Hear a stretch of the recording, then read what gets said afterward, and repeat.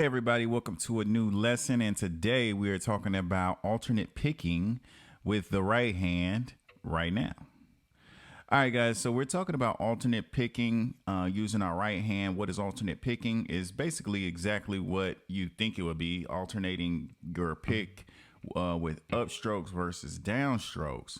So I'm going to use a couple examples actually here today, and we're going to get right into it. So let's say we're taking our A major scale. All right, so if we're taking our A major scale, it will sound something like this.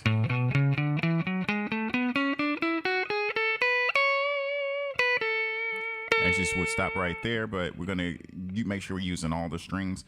So I'm gonna be showing you the same type of technique I used in a previous lesson about the major scale, doing 3 notes per string on this particular exercise. And on the bottom 2, we're gonna keep it going and do a reversal to make our way come back up. And then at the very end, we're gonna do a chromatic type of thing I picked up from Frank Gambale.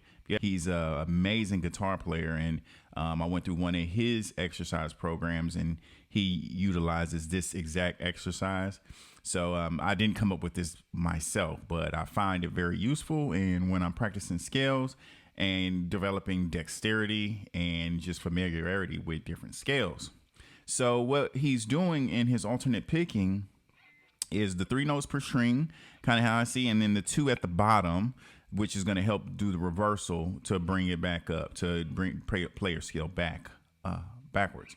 So again, so I'll give you a demonstration of the major scale, A major scale. So 3 notes per string. So 5, 7, 9 on the 6th string, then 5, 7, 9 on the 5th string, then 6, 7, 9 on the 4th string, 6, 7, 9 on the 3rd string, then 7, 9, 10 on the 2nd string, and then on the last one we're going to do 7, 9, and then bring it back up by going on the 2nd string and doing 10, 9, 7, and then 3rd string that is 9, 7, 6, and then the 4th string 9, 7, 6, and then the 5th string 9, 7, 5, and then the 6th string 9, 7, 5. So it sounds something like this.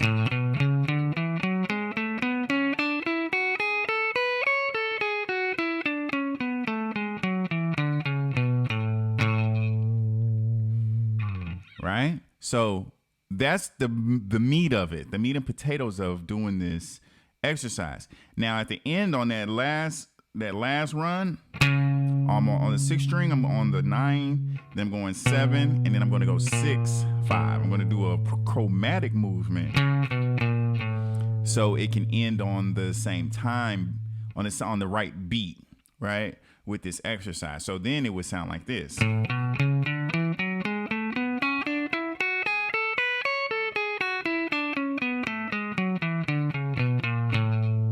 So I'm going on that last one, 9, 7, and then with my index finger, I'm doing 6, 5, and then a slide, 6, slide.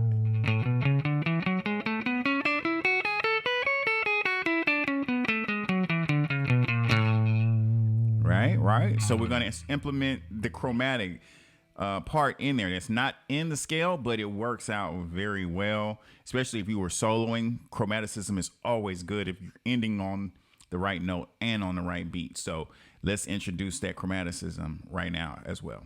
All right, so now let's do it in time. I'm going to slow it down. I'm going to use a beat, and you're going to practice with me. So let's try it out right now.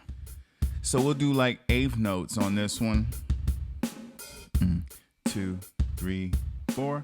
1, 2, ready, go.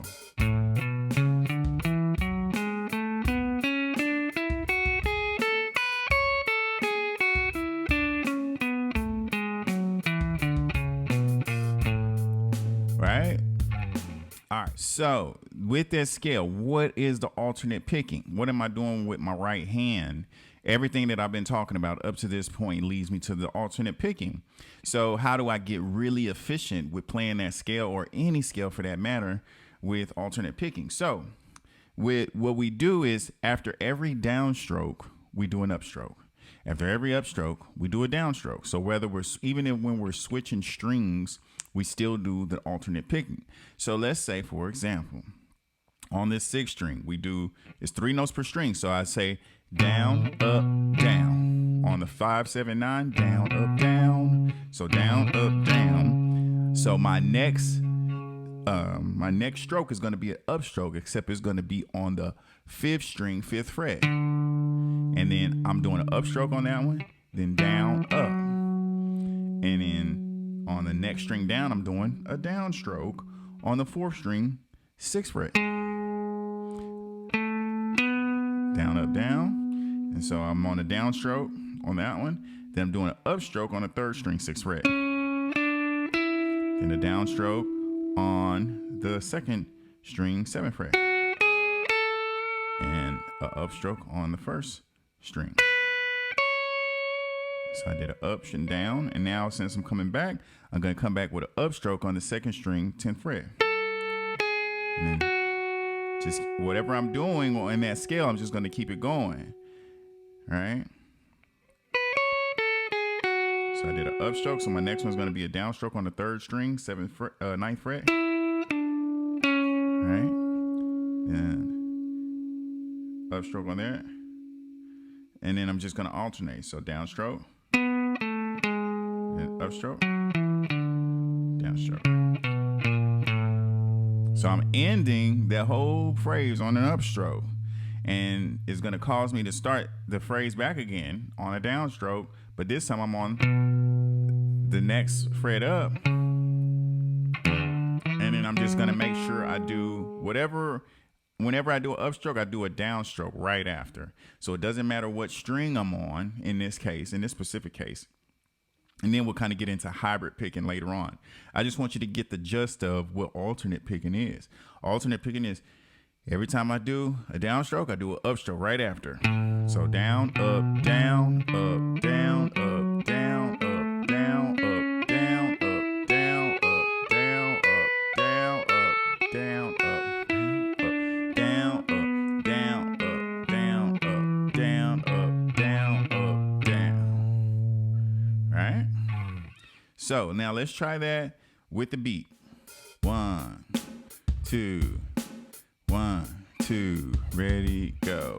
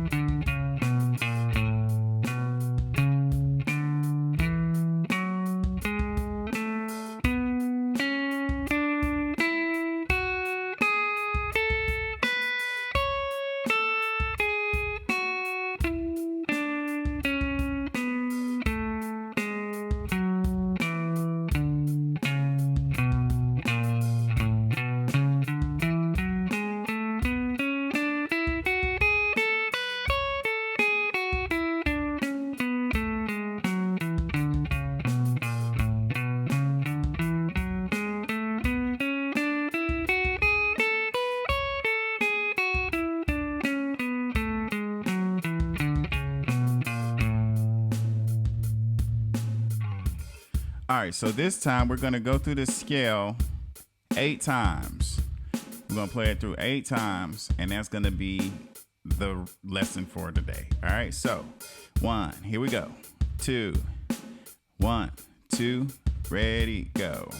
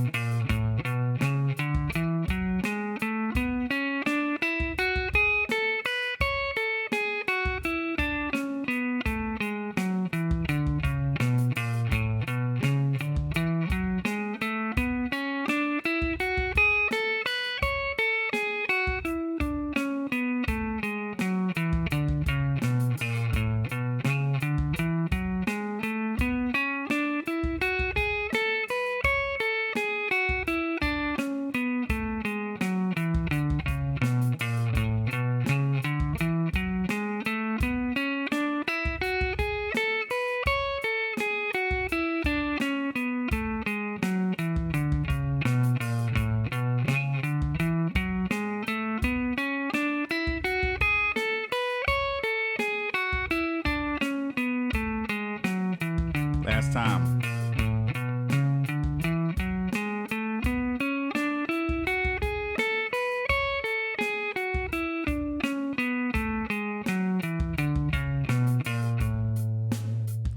All right, guys. So it's going to take some time possibly, but once you get the real feel of it, it'll happen quickly for you. You just have to consciously think about it. As you saw me even playing that exercise, I was consciously thinking about, making sure I was playing that one perfectly as an example for you. So, but once you get it down, you don't even think about it. It becomes a subconscious thing. A lot of playing guitar is going to be more off of feel than more technique. But I want to show you technique so you can get the technique down and then you could just forget about it. Learn it and then forget it, right? So that was a lesson I learned from one of my jazz teachers about soloing through changes or soloing. Learn the licks, learn the scales, learn the technique so you can master it so well then you don't even have to think about it anymore. So that's what we're doing with the major scale. And now I'm going to be showing you in future lessons all the other modes of the major scale. So we're going to be covering the whole fretboard. We're going to be doing this exercise in all other modes in this scale too. So it might get a little hairy for a minute, but I promise you, you're going to come out the other end such a better guitar player, such a better feel of the instrument and knowing where you are on the fretboard. So you're going to love it. You're going to absolutely love it. So I'll see you guys on the next lesson. If you found some value, leave a comment below and I'll see you guys on the next lesson.